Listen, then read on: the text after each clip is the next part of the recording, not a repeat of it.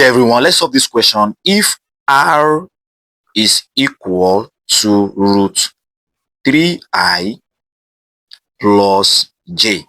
All right, the original equation of resultant of vector is r is equal to xi plus yj. All right, so let's call this one equation 1, and let's call this one equation 2. Right, so without wasting time, we have to find the angle theta. So theta is what we are looking at. That arrow makes with the what? With the x-axis. So what we're going to find is that we are going to compare the equation 1 and 2 so that we can find the value of x. So let us compare. We're going to compare 1 and 2. All right, so by comparing from 1, we have root 3I, then compare it to what? xi. Here you discover that I will cancel out I, therefore x is equals to root 3. This root 3 is actually called the horizontal component of the vector, because we will need both horizontal and vertical components. So this represents the horizontal component. So we're going to do the same to find the vertical component, which is y. In that case, I'm going to be comparing j is equal to yj. So here, j will cancel j, we're left with 1. So here, y is equals to 1. And that 1 represents the vertical component of that vector.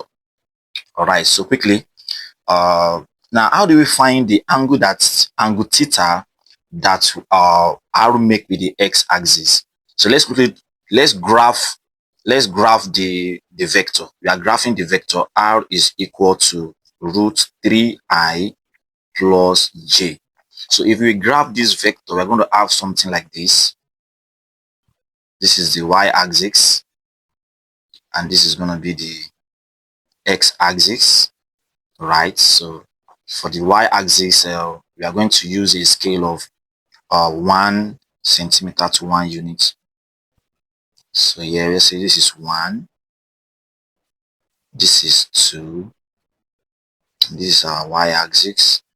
Then here, in the x-axis, we are going to be using root 1. 2 centimeter represents root 1 unit, root 1, root 2, root 3. All right, so now how do we now sketch the graph? Don't forget that for the y, we say y is 1, horizontal component is 1, and for the x, the horizontal component is root 3, while the vertical component is 1. So now for the x-axis, I'm going to start from the origin. So I'm going to move in 3 steps to the right. 1, 2, 3. Then for the y1, I'm going to move up. That is rise in one place. That is 1. So that means the point is here. So I'm going to draw my straight line, and it's going to pass through. Oh, I'm going to use black. So it's going to pass like this. Yeah, we are done with that. So what am I going to do? I'm now going to join this one down here on right here. All right, so this is the angle that r is going to make with the horizontal. That's what we are looking for. Here is r, here is y, and down here is what? X. Can you see?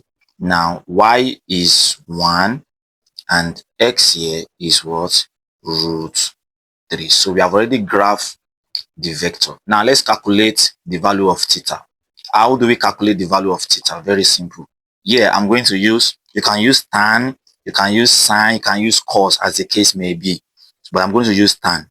So if I use tan theta is equals to, that is y divided by x, and y is 1, x is what? Root 3.